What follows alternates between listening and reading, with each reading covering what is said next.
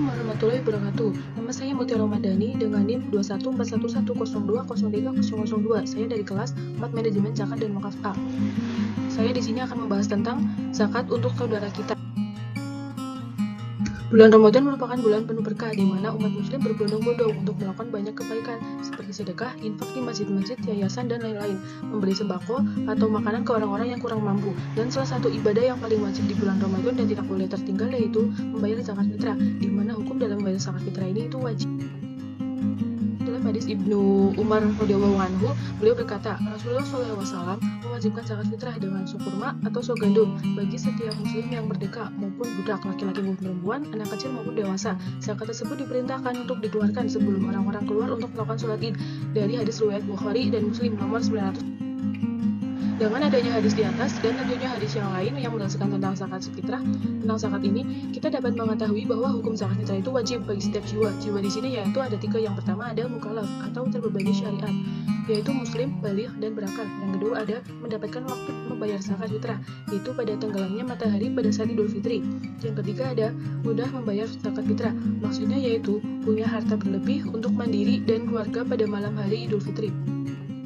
Hikmah dari zakat fitrah ini dapat kita lihat dari perkataan Ibnu Abbas radhiyallahu anhu. Ia berkata, Rasulullah SAW mewajibkan zakat fitrah untuk mensucikan orang yang berpuasa dari senda gurau, dari kata-kata kejam, dan juga untuk memberi makan orang miskin. Barang siapa yang menunaikannya sebelum sholat Idul Fitri, maka zakatnya diterima. Dan barang siapa yang menunaikannya setelah sholat, maka itu hanya dianggap sebagai sedekah di antara berbagai sedekah. Dari hadis riwayat Abu Daud nomor 1609 dan Ibnu Majah nomor 1000. Zakat fitrah ini yang pertama ada saat seorang muslim masih hidup sampai matahari tenggelam pada malam Idul Fitri, maka wajib baginya membayar zakat, dan sebaliknya. Yang kedua yaitu yang lahir sebelum tenggelamnya matahari di hari terakhir bulan Ramadan dan dia terus hidup hingga matahari tenggelam, maka wajib baginya juga untuk dikenakan zakat fitrah. Yang ketiga yaitu hal ini juga berlaku bagi seseorang yang masuk Islam sebelum atau sesudah tenggelamnya matahari. Yang keempat atau yang terakhir yaitu hal ini juga berlaku bagi seseorang yang menikah di bulan Ramadan sampai matahari tenggelam. Si suami ini masih beristri, maka suami itu masih wajib zakat. Ada 2. Yang pertama yaitu zakat fitrah. Zakat fitrah merupakan salah satu jenis zakat yang wajib dikeluarkan di bulan Ramadan oleh setiap individu merdeka dan mampu serta sesuai dengan syarat yang telah ditetapkan. Zakat ini merupakan salah satu bagian dari rukun Islam yang keempat. Oleh karena itu, Islam mewajibkan zakat untuk menjadikan salah satu pilar agama. Kita sebagai umat muslim wajib untuk membayar zakat, terutama zakat fitrah. Yang kedua yaitu ada zakat mal atau zakat kekayaan. Zakat kekayaan ini berupa zakat emas, zakat perak, zakat uang, zakat surat-surat berharga, zakat perniagaan, zakat perdagangan, zakat pertanian, zakat perkebunan, zakat kehutanan, zakat peternakan, dan zakat peternakan ikan. Ada zakat pertambangan, zakat perusahaan, zakat pendapatan profesi, dan zakat barang temurun atau jadi zakat ini tidak hanya pada zakat fitrah saja, banyak yang dapat kita keluarkan zakatnya.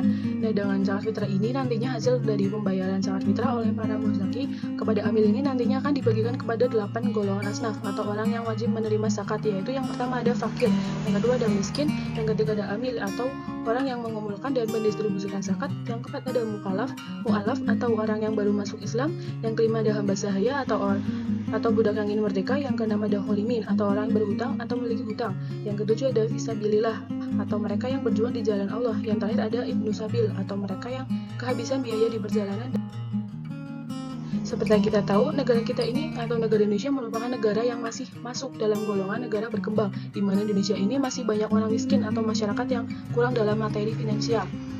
Meskipun sekarang pemerintah sedang gencar-gencarnya melakukan pembaruan ekonomi, salah satunya yaitu dalam mencanangkan ekonomi kreatif. Namun dari program ekonomi kreatif ini, tidak semua program-program ekonomi tersebut belum sampai pada tahapan mensejahterakan masyarakat. Ya, meskipun ada juga yang sudah berhasil, namun belum semuanya. Dari sini kita seharusnya dapat petik pelajaran tersebut. Dalam mensejahterakan ekonomi masyarakat atau umat, kita tidak harus melakukan secara konvensional saja, tapi kita juga bisa melakukan dalam cara keagamaan. Salah satunya yaitu dengan melakukan penarikan zakat kepada orang-orang yang mendapatkannya sudah mencapai nisab atau sebagai musaki, untuk mengeluarkan sebagian hartanya tersebut kepada amil yang nantinya akan dikelola dan kemudian dibagikan kepada para mustahik.